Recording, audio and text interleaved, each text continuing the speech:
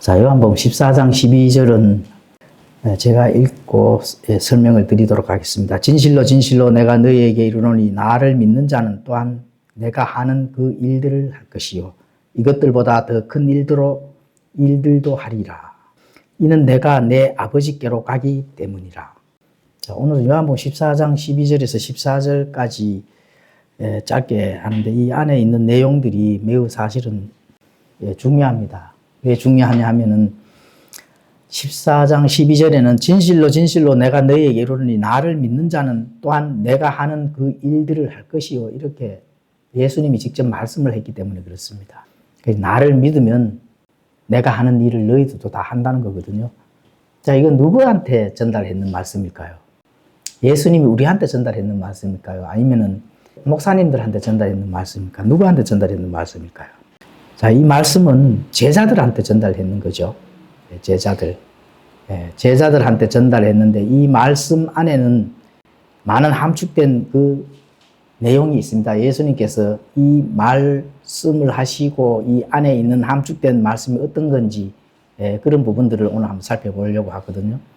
이 말씀 안에는 자, 제자들이 해야 할 일, 또 예수님께서 했던 그 권능들을 제자들도 할 수 있다는 그 말씀입니다. 그래서 이 말씀을 요즘 오늘날 뭐 신사도라든지 또는 영성을 많이 쌓은 목사님들이 또 예수님처럼 병을 고친다든지 이런 부분들을 가지고 와서 하기 때문에 문제가 되는 겁니다. 그렇죠? 자, 이거는 예수님께서 제자들에게 약속을 해주시는 부분이거든요. 권능의 약속. 내가 할 수 있는 능력을 너희들도 한다는 겁니다. 그렇죠? 그래서 나를 믿는 자는 이런 부분들은 어떤 뭐 단순하게 나를 알고 지적으로 믿는 그런 부분이 아니고 너희들이 예수님 나와 연합된 관계를 알고 앞으로 해야 될 일을 바톤을 받아서 하라는 얘기거든요. 그래서 제자들이 성경이 이루어질 수 있도록 완성되어 갈 수 있도록 모으는 그런 복음의 확장을 하라. 이런 예수님의 강한 의지가 제자들에게 이제 전달이 됩니다. 그렇죠. 확장된. 그러면 복음이 확장이 되려고 하면은 어떻게 해야 될까요? 가서 예수님 믿으세요. 이렇게 하면 확장이 될까요? 그 시대에. 당연히 안 되죠. 그럼 뭐가 필요할까요? 예수님이 직접적으로 한 능력이 필요하거든요. 죽은 자도 살려야 되고. 그렇죠? 안질병이도 일어나야 되고, 내가 너희들한테 베드로가 했잖아요. 내가 너희들한테 줄 것은 금이나 은은 아니다. 그렇죠? 그건 뭘까요? 예수 그리스도의 이름으로 일어나 걸어라 했을 때 안질병이 어떻게 됐습니까? 즉시로 걷게 되잖아요. 그런 능력을 예수님께서 줄 것이다. 이런 거를 지금 전달합니다.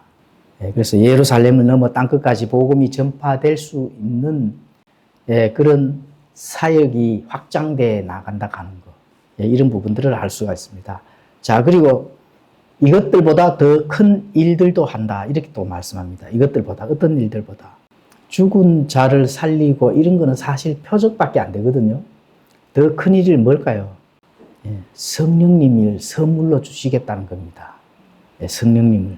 그렇죠? 내가 아버지께로 간다면은 성령님께서 와서 성령님께서 그 일을 할 것이라는 거거든요.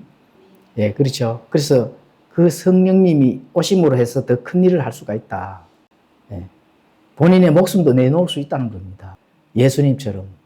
예수님 십자가에 달려서 물과 피를 다 쏟으시면서 죽으시고 묻히시고 부활까지 이런 부분들을 이제 보여주시게 되는데 제자들은 당연하게 그 일도 하겠죠. 그래서 모든 제자들이 다 순교할 수 있는 그런 일들이 할 수 있는 일은 어떻게 그냥 예수님이 권능을 주니까 할까요? 아니요. 성령님이 오시니까 그 일을 하신다. 이렇게 이제 볼 수가 있습니다. 자, 그 예수님의 그 공생의 사역은 유대 땅 안에서만 이렇게 그 안에서만 이루어졌거든요.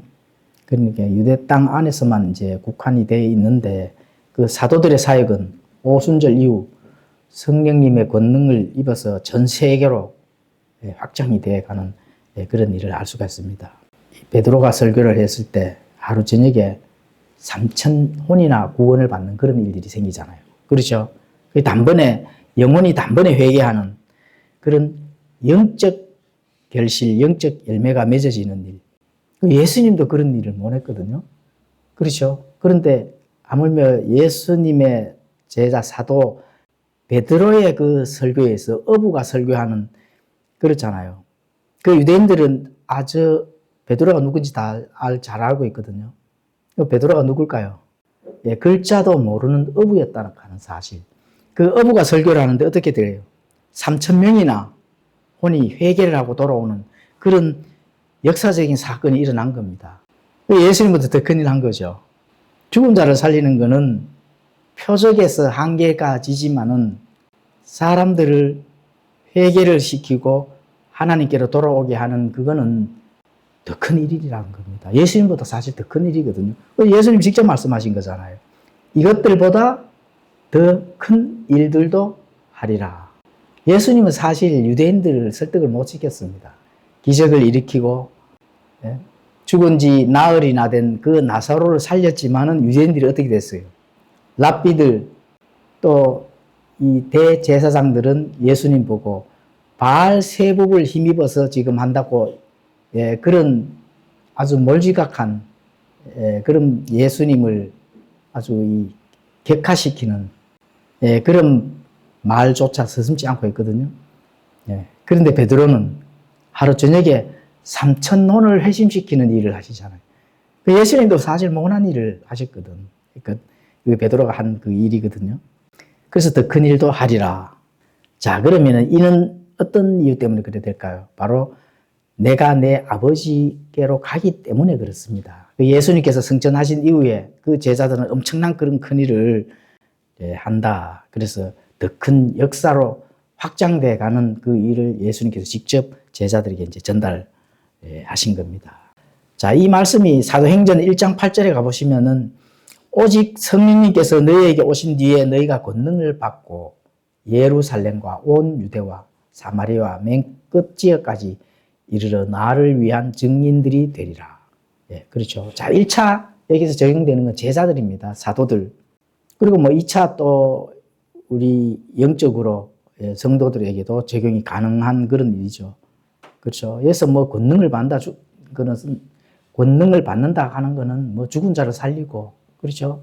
병든 자를, 병을 고치고, 뭐 어떤 그런 일을 한다는 게 아닙니다. 하나님이 그 말씀 진리를 선포를 해서 그 영혼이 구원을 받을 수 있도록 세상으로 방향이 틀어져 있는 것을 하나님께로 방향을 돌릴 수 있는 일이 이것이 죽은 자를 살리는 것보다 더 사실 어려운데 그 일이 예수님께서 말씀하신 바로 그게 내가 한 일보다 더 큰 일이다. 그 말씀을 하는 거예요. 그래서 자, 이 말씀이 나를 믿는 자는 너희들이 나를 믿는다면은 내가 한 일을 너희들도 할 것이다. 이 말씀이거든요. 그래서 사도행전 5장 15절에서 16절에 가보시면은 베드로의 그림자만 밟아도 어떻게 돼요? 병이 낫잖아요. 베드로가 지나가는 그 그림자만 지나가도 병든 자가 병이 나는 거거든요. 또 사도행전 19장 12절에 가보시면은 바울의 손수건 또 앞치마 이렇게 몸에 닿았던 그 손수건이 몸에 닿았을 때 어떻게 돼요? 질병이 떠나가고 또 마귀가 떠나가는 그런 일들을 알 수가 있습니다. 그렇죠? 그러니까 뭐 무슨 엄청난 이 사도 바울이 병을 낫게 하기 위해서 애를 쓰고 노력한 게 전혀 없어요. 그냥 어떻게 돼요? 손수건만 만졌는데도 병이 치유가 되는 그런 일이 일어나는 겁니다. 그 예수님의 그 옷, 자락을 만졌는 여인이 병이 낫는 것처럼 그렇게 이제 제자들에게도 그런 일이 일어난다는 겁니다. 바로 그 말씀을 하는 거거든요.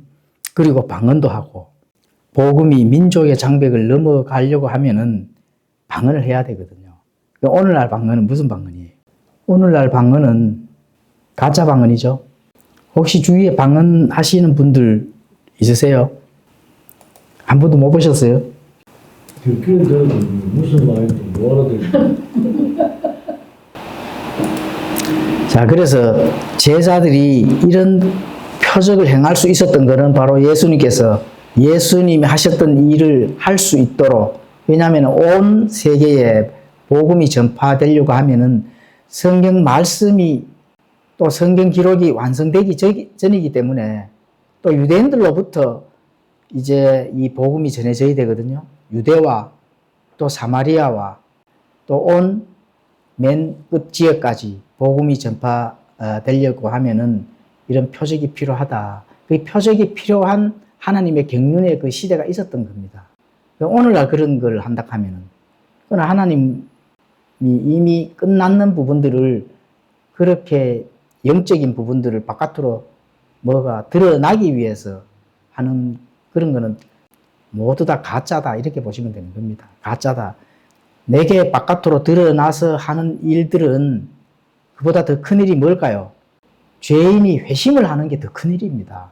예수님께서 그걸 직접 말씀을 했거든요. 이것들보다 더 큰 일도 하리라. 이것들보다 더 큰 일은 뭘까요? 표적, 기적, 방언 이런 것보다 더 큰 일은 바로 죄인이 회심을 해서 구원을 받는 것, 영원한 생명을 얻는 것이 그게 가장 큰 일이거든요. 예수님께서 그 말씀을 지금 제자들에게 전달을 하는 겁니다. 그 제자들에게는 일시적으로 아무것도 없잖아요. 성경 기록이 있어요. 뭐가 있어요? 표적을 보여줄 수밖에 없지요. 그리고 온 창세기 6장에 가보면은 그 바벨탑 사건으로 인해서 많은 언어들이 바뀌었거든요. 각 족속들의 그 민족들의 언어별로 다 바뀌었는데, 그러면 알아듣지를 못하기 때문에 하나님께서 전혀 공부를 하지를 않아도, 전혀 단어 하나를 외우지 않아도 그냥 입에서 방언이 터지고, 그렇죠. 본인이 무슨 말을 하고 있는 것조차도 그냥, 오늘날 우리가 영어 회화를 하려고 하면은, 성인이 영어를 회화를 하려고 하면 20년 외워야 됩니다. 20년 외워야 할 수 있습니다. 그만큼 어렵습니다. 그런데 전혀 공부를 안 하고 외국 언어를 알아듣고 또 외국 말을 할 수 있다 하는 그거는 그 말로 이제 지방 사람들에게 복음을 전해야 될 필요성이 있기 때문에 하나님께서 그런 능력을 선물을 주신 거거든요. 그럼 오늘날 필요가 없죠. 공부를 좀 하시면 되죠. 그렇죠. 내가 아프리카 가서 선교를 하겠다. 선교사들 첫 번째 하는 일이 뭘까요? 단어부터 외웁니다. 단어 외워서 아프리카의 어떤 언어다라고 하면은 가서 대화를 하고 복음을 전할 정도로의 그 공부는 해야 됩니다.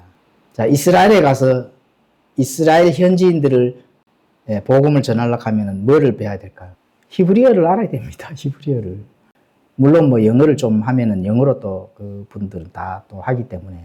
그렇게 공부를 좀 해야 되는 그런 시기고, 과거에는 하나님께서 선물을 주셨다. 이렇게 이제 보시면 되는 겁니다.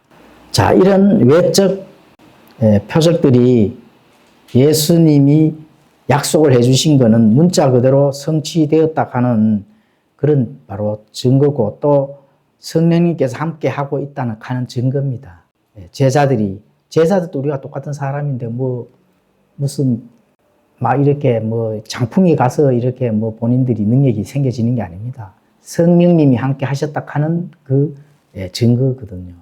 오늘날도 우리가 구원을 받은 말씀대로 다시 태어나서 구원받은 성도는 성령님이 함께 하잖아요.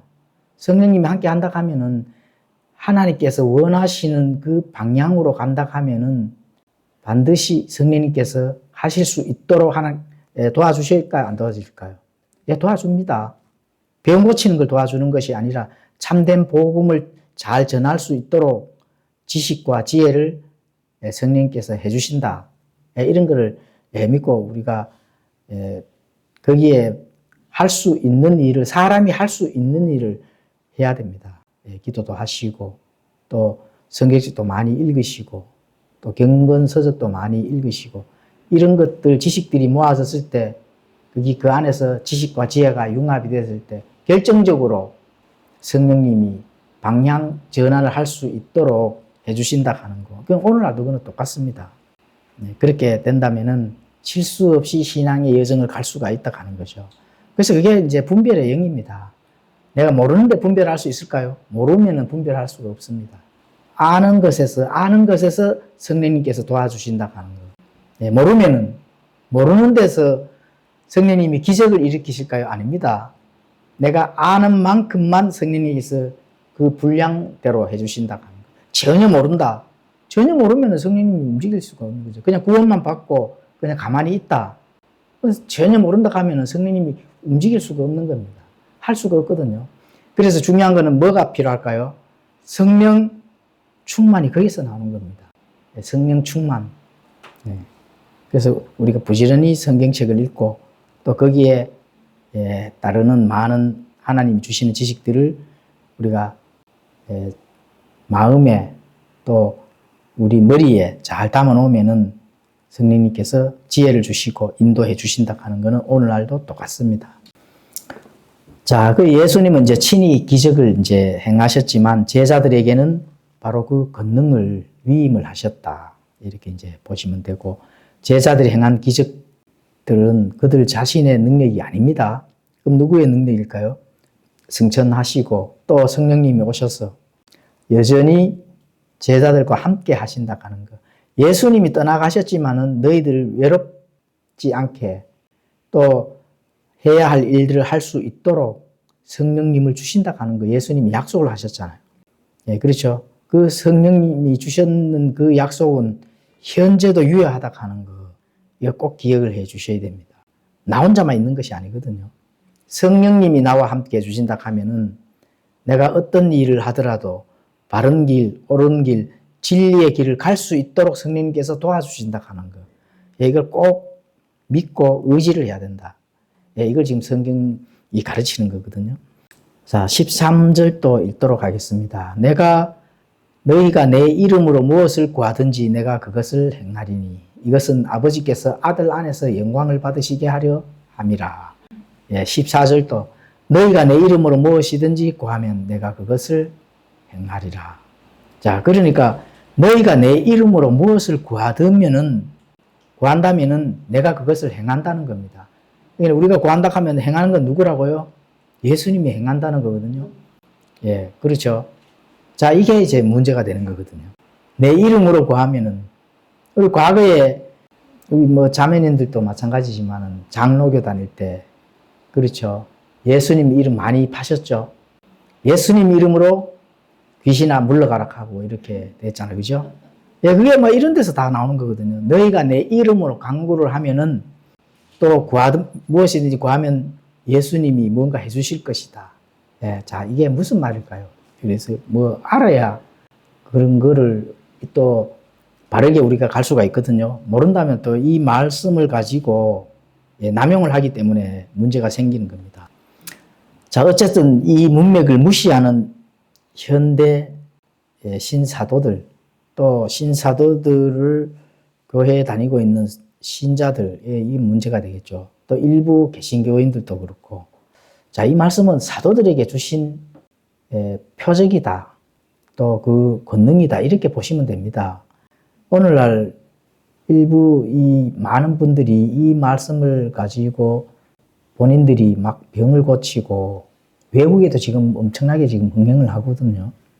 예, 볼 수가 없어요. 사실 한번 뭐 유튜브나 열어보십시오. 정말 이게가 진짜 경건하고 거룩한 그런 장소가 아니고 완전히 뭐 하여튼 뒤로 넘어지고 깔깔대고 보통 일이 아닙니다. 거기에 이 무질서한 그 안에서 무슨 성령님이 계실까? 예, 이런 거 한번 생각해 볼 필요성이 있거든요. 그래서 요한복음 이 14장에 이런 문맥들은 예수님께서 곧 떠나실 그 자신을 대신하여 사도들이 예루살렘, 유대, 모든 일은 앞으로 해야 할 그 예수님의 해야 할 일들을 바톤을 받아서 그 메시아를 증거할 때 또 전파할 때 필요한 표적의 권능으로 주셨다. 이렇게 약속을 하시는 거거든요. 이런 부분들을 가지고 지금 많은 오늘날 개신교인들이 뭔가 진짜 하늘에서 직통 계시라도 받는 듯 이 언어가 자체가 그렇습니다. 어떤 목사님은 자, 오늘 이 말씀은 하나님께서 직접 아, 내게 말씀하시더라. 이런 어휘를 사용하면서 그렇게 하시는 분들이 굉장히 많습니다. 예, 그거는 본인 생각이죠. 그렇죠. 바르게 하나님께서는 말씀을 통해서 말씀 안에 있는 걸 이미 선포를 해놨는 그 말씀을 가지고 우리가 그 문맥 안의 의미가 무엇인지 공부를 하는 것이지, 뭐 하늘에서 뭔가 내한테 음성이 들려와서 그렇게 하신 것이 아니다. 이렇게 이제 보시면 됩니다. 사도 바울도 고린도후서 12장 12절에 가보시면은 진실로 내가 너희 가운데 모든 인내와 표적들과 이적들과 또 강력한 행위들로 사도들의 표적을 행하였노라. 사도 바울도 사도들의 표적을 행하였다 하거든요. 예수님께서 권능을 줬기 때문에 그 표적을 행함으로 인해서 이 표적은 하나님에게로 왔다 하는 그런 부분들을 많은 사람들 앞에서 보여준 거거든요. 그래서 병 고치고 또 기적들, 이런 것은 사도들이 바로 하나님의 권능을 받고 지금 하나님의 일을 하고 있다 하는 그거를 입증하는 신분증입니다. 신분증. 그럼 오늘날 신사도는 뭐 신분증 받은 거 있나요? 전혀 없거든요. 사도는 예수님과 함께 정말 같이 식사를 한 자들이 사도입니다. 예수님과 함께 만찬을 하고 예수님의 발자취를 뒤에 따라다니면서 직접 설교를 듣고, 그렇죠. 그런 자들이 사도거든요. 그러면 신사도는 그건 자칭 본인들이 그냥 자기가 신사도라고 지어서 사도지 사도가 아닙니다. 예, 그리고 이런 것들 때문에 뭐 이 범위를 넘어서는 자들도 있고 또 넘어서면 안 될 범위의 경계 안에 있는 자들이 너무 많습니다. 이런 자들은 하나님의 진리나 말씀이나 객관적인 사실들을 제시를 하면 절대로 안 믿습니다. 왜냐하면 본인이 영적인 영성이 아마 이미 정점에 가 있기 때문에 귀에 안 들어가거든요. 내 안에 자신의 그 영성 안에 이미 아마 정점이 되어 있기 때문에 그 위에 말씀의 권위를 넣기 위해서 하는 거는 잘 듣지를 않습니다. 그게 이제 문제가 되는 거거든요. 하나님의 말씀이 바르게 전달되면은 그 말씀에 고개를 숙여줘야 되는 게 당연하거든요. 하나님의 말씀이기 때문에 그렇습니다. 자, 그래서 예수님은 아버지가 아들 안에서 영광을 받으시게 하려는 것이 목적이다. 이렇게 이제 말씀하셨는데, 아들 안에서 영광을 받는다는 겁니다. 아버지가. 예수님이 하시는 그 일들의 그 영광이 드러나야 되는 것은 예수님이 드러나야 되는 거거든요. 근데 오늘날 신사도들은 자신의 능력을 과시하잖아요. 그거부터 아마 다릅니다.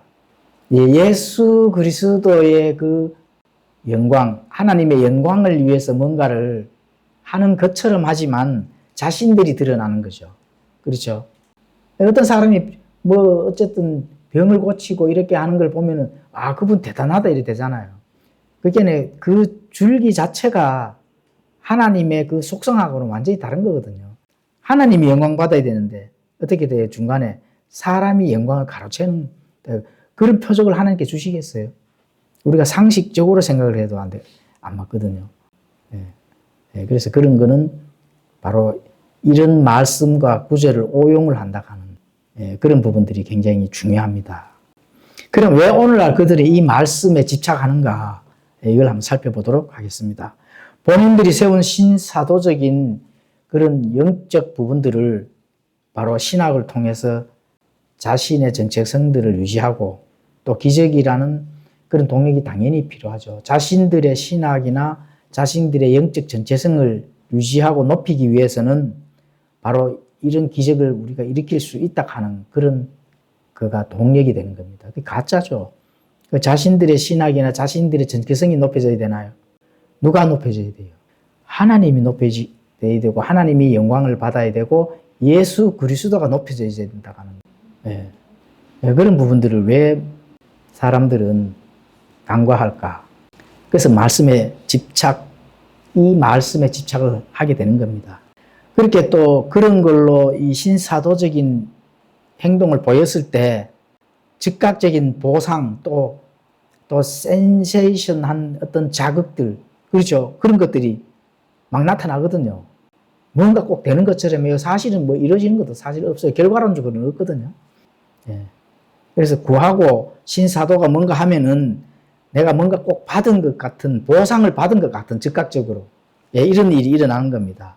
그래서 무엇이든지 구하면 다 해주시는구나, 당장 뭔가 해주시는구나, 하나님이 살아 계시는구나, 막 이렇게 되는 거죠. 그래서 이런 메시지 때문에 성경을 깊이 공부하고 또 말씀의 객관적인 사실은 그 사람들은 외면합니다. 당장에 눈앞에 해결되는 거를, 이런 거를 원하는 거죠. 또 신비로운 체험, 이런 것들 때문에 이런 부분들이 강력한 미끼가 된다. 미끼로 사용을 하는 거죠. 그 사람을 낚아내 채우기 위한, 사람들을 낚아 채우기 위한 미끼다. 신사도 운동, 영성, 영적 체험, 이런 거를 가지고 오는 거는 미끼가 되는 겁니다. 내가 영성 체험 많이 하고 천국 갔다 왔다 가고 천국 가니까 누구 있던데 하고 간증하고, 이거 전부 가짜입니다. 그렇게 강력한 것을 한다 하면은 이 다음에 진짜 하나님하고 진짜 영적인 것이 물리적으로 융합이 돼가 그때가 온다 하면 어떻게 하시려고?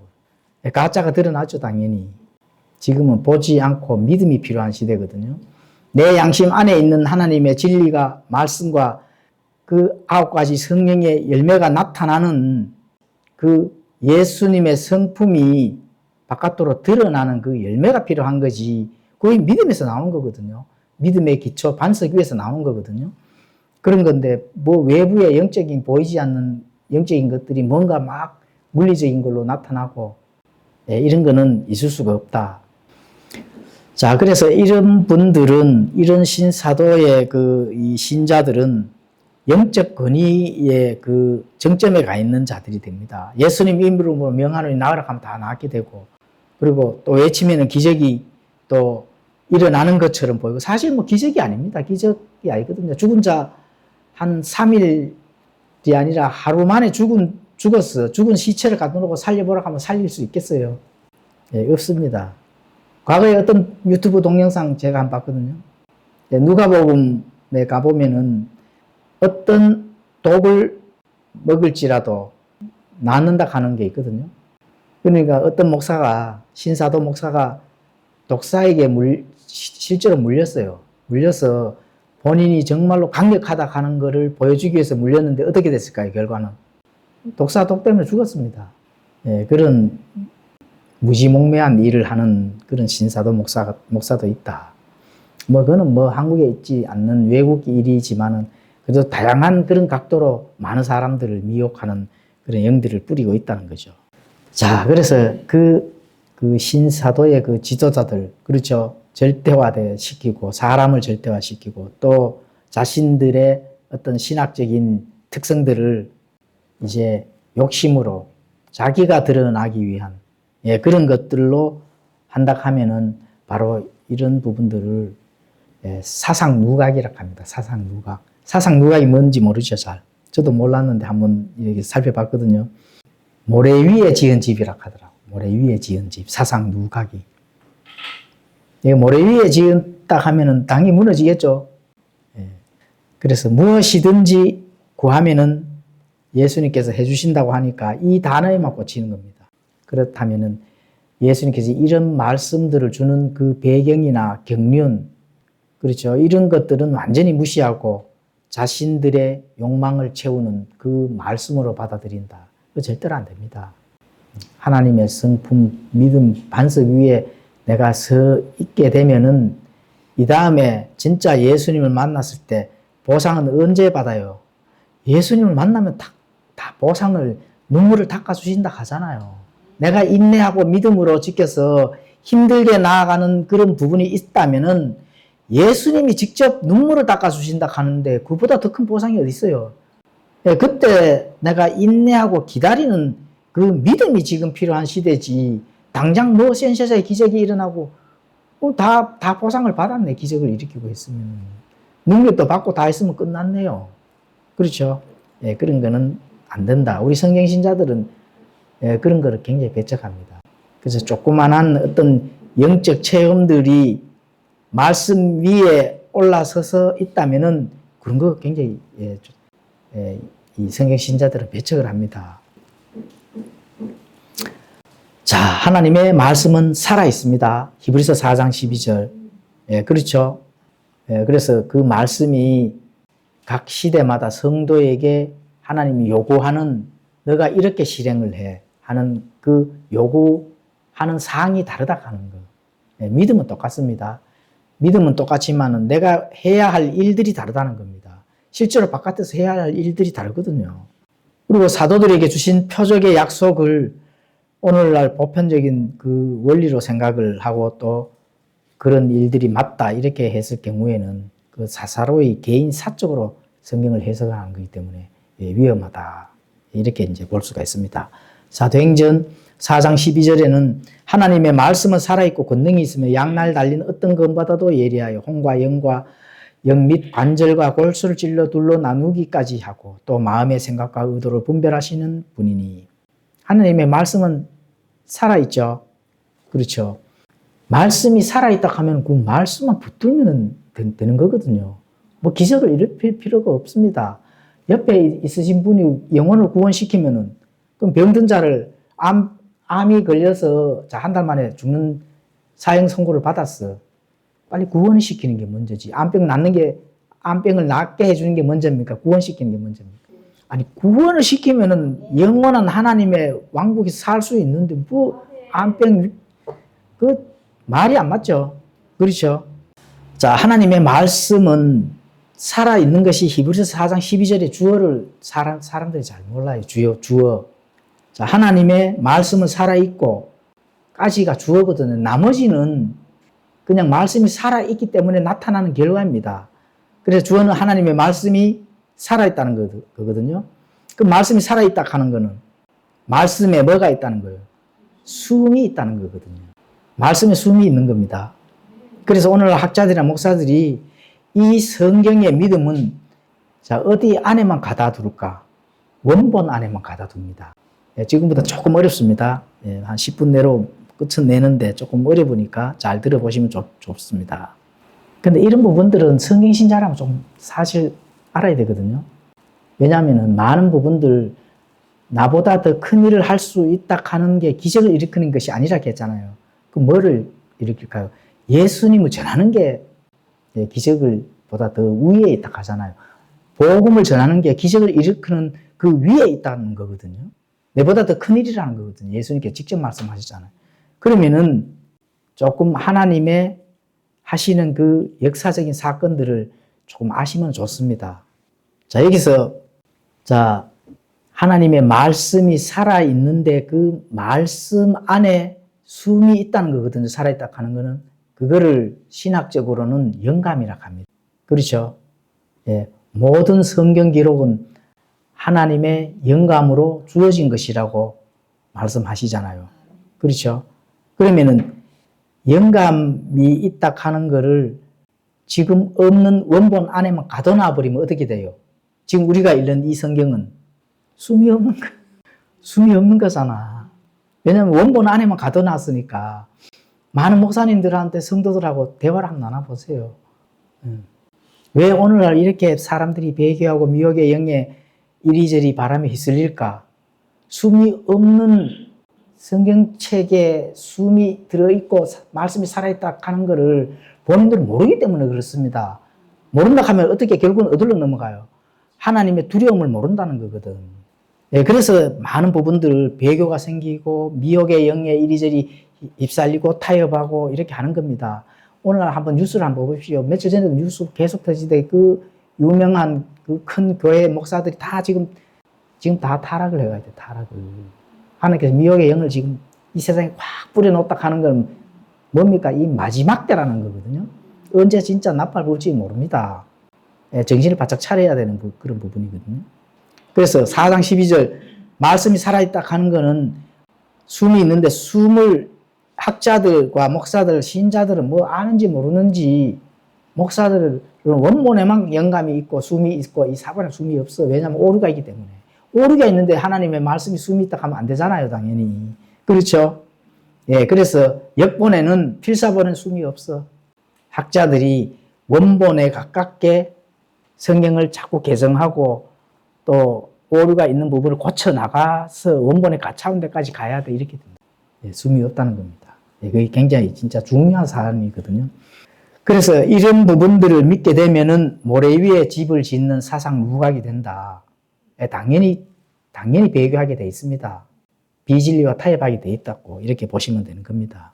자, 여기서 For the word of God is quick 이렇게 됐습니다. 이게 영어로는 빠르다. quick이 빠른 거거든요. quick 서비스 알죠? quick 서비스 오토바이 이렇게 quick 서비스 그 quick입니다. 그 빠르게 간다는 거거든요. 여기서는 빠르다가 아닙니다. 중세 영어에는 생명이 있다, 살아있다는 거예요. 지금 히브리서 4장 12절에 영어로 그렇게 되어 있어요. Word of God is quick. 이걸 빠르다로 해석하면 안 되지. 그렇죠? 예, 그러면은 살아있다, 숨이 있다 하는 이거는 믿음이 원본 안에만 숨이 있다 하면 큰일 난다는 거예요. 하나님의 말씀은 원본 안에 숨이 있는데 하나님의 말씀과 진리가 확장이 되고 복음이 확장이 된다고 이렇게 보셔야 된다는 거죠. 그렇죠? 그렇게 해서 예수님께서 가르쳐는 내가 한 일을 너희들이 더 큰 일을 할 것이다. 그럼 숨이 없는 걸로 살아있지 않는 걸로 더 큰 일을 할까요? 못 할까요? 당연히 못 합니다. 하나님의 말씀이 살아있고 숨이 있기 때문에 그 말씀을 통해서 하나님께서 역사하신다는 거거든요. 복음의 확장이 되는 거는 그 숨은 걸 한번 가둬놔 버리면 확장이 어떻게 돼요? 예, 안 되죠. 예, 그래서 디모데후서 4장 1절에 가보시면은 그러므로 내가 하나님 앞과 또 친히 나타나실 때에 자신의 왕국에 살아있는 자들과 죽은 자들을 심판하실 주 예수 그리스도 앞에서 내가 명한다. 그리스도 앞에서 명한다 하면 어떻게 돼요? 살아있는 자들과 죽은 자들을 심판한다 하는 것은 하나님의 말씀이 심판한다고 우리가 전에 배웠잖아요. 그러면 하나님의 숨이 없는 말씀이 심판할까요? 그래, 앞뒤로 말이 전혀 안 맞는 게 바로 오늘날의 많은 학자들이다. 이렇게 보시면 됩니다. 뭐 학자 밑에서 목사들이 배출하니까, 그죠? 예. 그래서 이런 거를 안 믿게 되면 뭘 믿을까요? 영성, 체험을 믿는 겁니다.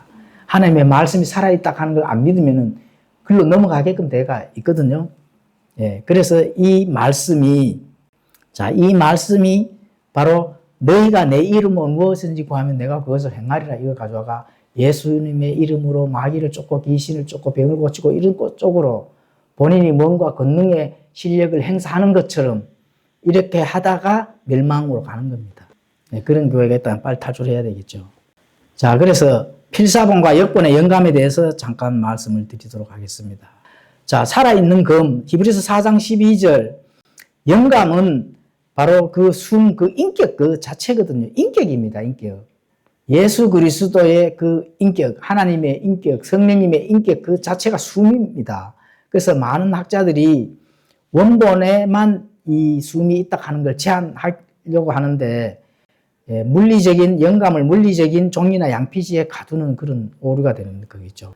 자, 부모의 생명이 자식에게 그 생명을 전달할까요? 못 할까요? 전달해요? 못 해요? 전달합니다. 내가 부모가 자식을 놓으면은 자식이 죽은 자가 나옵니까? 살아있는 하나님의 숨이 그러면은 자식을 놓을 때마다 하나님께서 숨을 또 다시 영감을 또 불어 넣어 주나요? 예, 그 잘 비유를 해보시면 거기서 답이 있습니다. 그렇죠? 이미 생명의 숨을 아담에게 줬기 때문에 그 아담에게 준 숨이 우리가 모두 후손이잖아요. 그러면 아담이 후손을 번질 때마다 하나님께서 여기서 놓으면 훅, 저기서 놓으면 훅 이렇게 숨을 불어 넣어 주시냐고. 이미 한 번 된 숨은 사라지지 않습니다. 하나님의 영감의 숨은 사라지지 않습니다. 예, 살아있는 생명이 계속 전가되고 전달이 된다 하는 거. 그게 확장입니다. 성경도 똑같습니다. 그렇죠? 예, 그래서 그러면은 하나님의 숨이 아담에만 제한적으로 둔다 하면 나머지는 놓을 때면 다 죽어야지. 그렇죠? 예, 그냥 말도 안 되는 그런 거를 학문을 삼아가지고 박사학위 받아와서 성도들이 가르치면은 전부 다 죽은 자들만 탄생시키고 태어나지도 못합니다. 하나님의 숨은 살아있고, 그렇죠? 양날 달린 검보다도 더 예리해서 수술을 받아야 되는데, 어떻게 수술을 받아요? 숨이 없는데, 살아있질 않았는데. 당연히 생각을 해보면은, 알까요? 모를까요? 쉽게 이해가 되죠?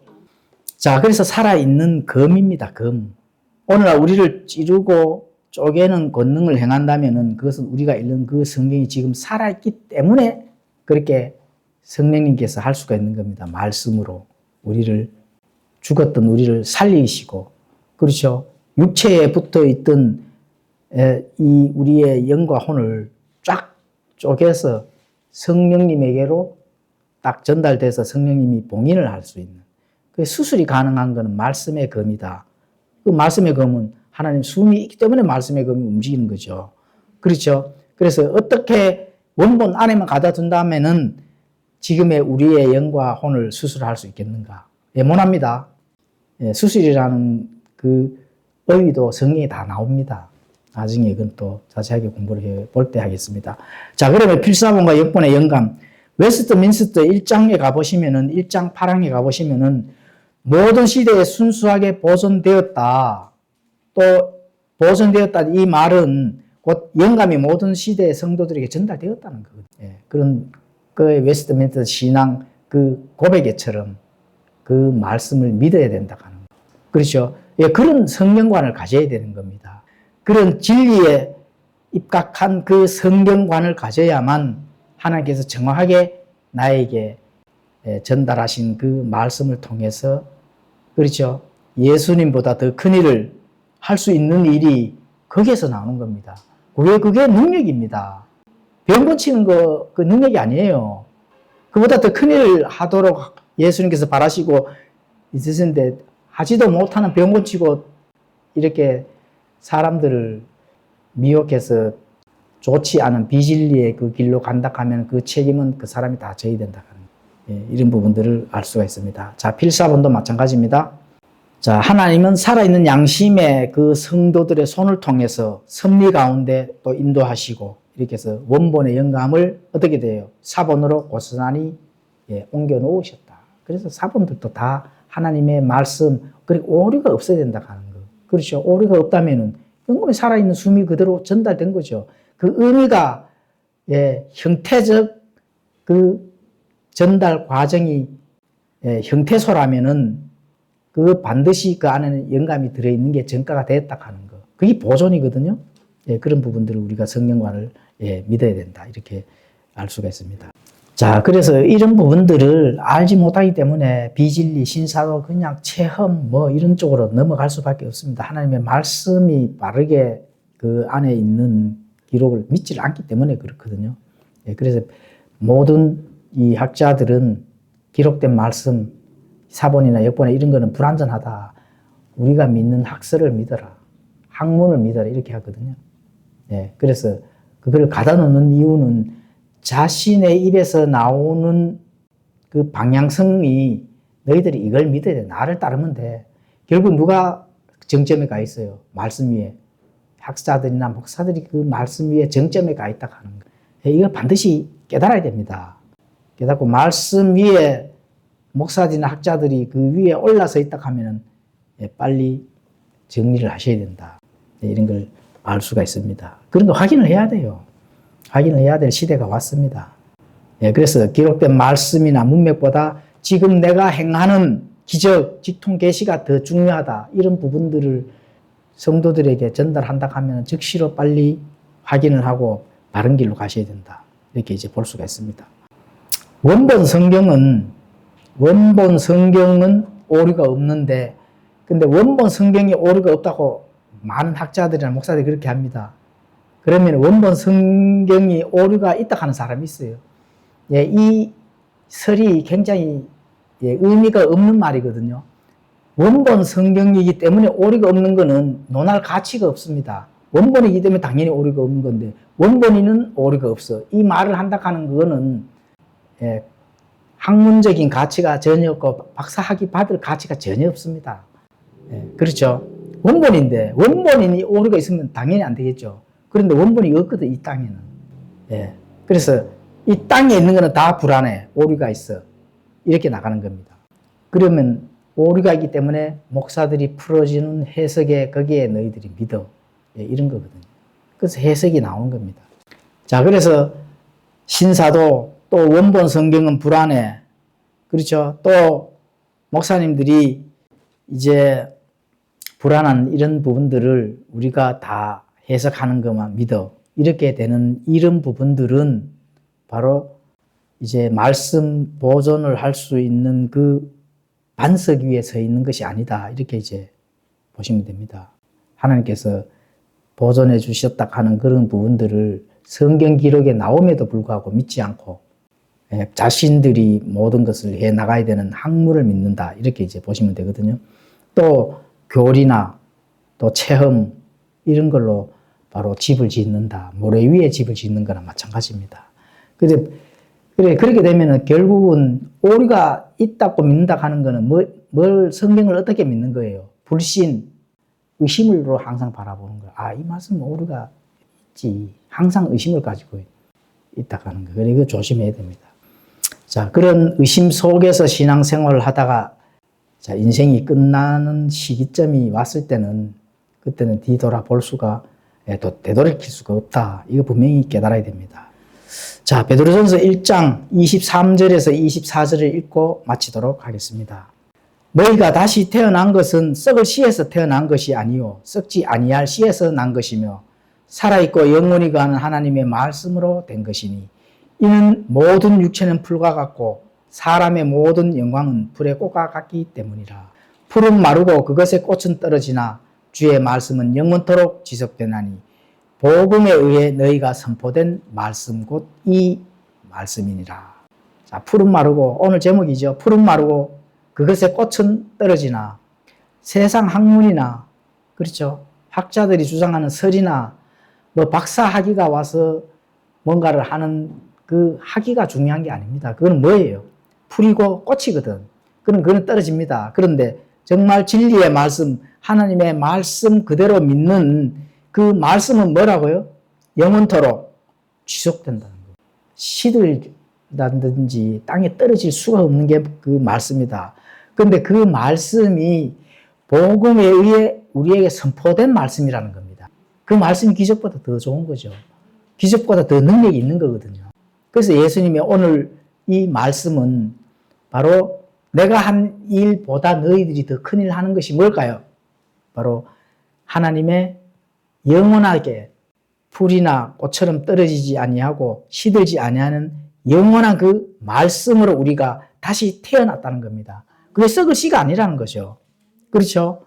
다시 태어나고 썩을 씨가 아니다. 영원히 거하는 하나님의 말씀으로 우리가 태어나고 구원받고 또 이 다음에 그 말씀을 통해서 하나님을 만나게 되면은 예수님께서 우리에게 어떻게 해주신다고요? 그동안 수고하고 믿음만 가지고 살아온 그 우리의 내적 증거를 가지고 예수님께서 눈물을 닦아주시는 그 때를 기다리셔야 된다.